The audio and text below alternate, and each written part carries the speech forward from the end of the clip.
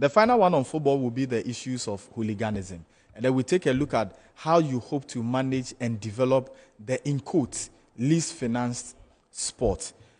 You met the officials of the Football Association, the General Secretary was there, ESCO members. I saw the competitions manager in the picture. I saw the head of safety and security also in the picture.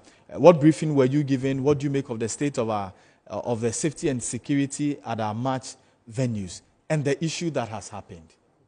Well, what I observed was the FA itself going low on their own regulations that governs the Premier League clubs and what the standards that they have set in their rules and protocols. I think I don't know whether to call it the empathy part took a center stage of their consideration. Some have argued that, it's because some FA members themselves are also club owners. And if they decide to push very hard, they will be victims of their own pushing.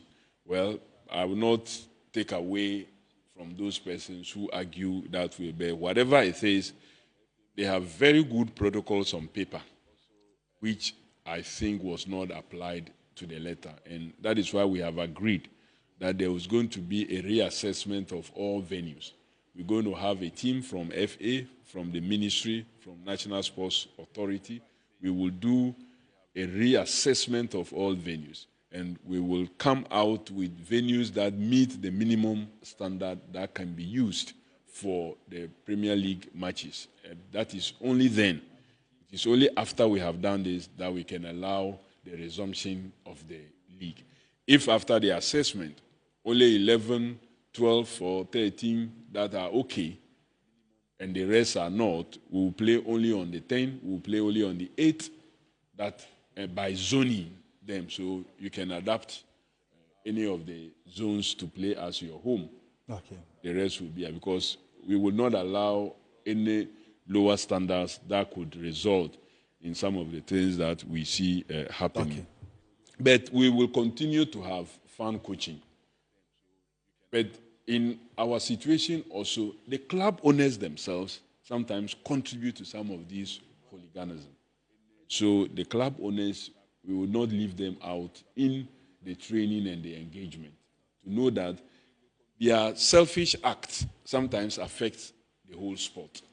Because some of those acts is what is keeping sponsors away, because they will not want to associate their brand with such activities and such occurrences. So you behave yourself well, you may lose a match today, but because you have a good sponsorship package, you can do things right and you bounce back and win another time.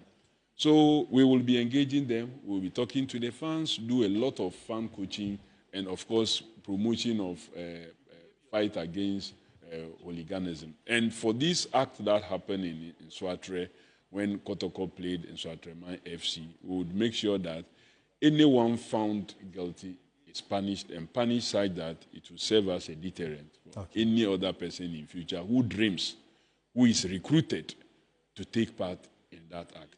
One other thing we're going to insist is the issue of CCTV cameras in our playing, our stadium. We'll make sure that this will not contain us. It must be available so that at least people will know that, hey, there are CCTV cameras observing. And the security that will be deployed, the body cams, when fans also know that the police are done with body cams and they are recording events as they happen, they will be careful that aside the CCTV, police have body cams recording events that is happening around them. That if we misbehave, we will easily be found out later and arrested and prosecuted. Okay.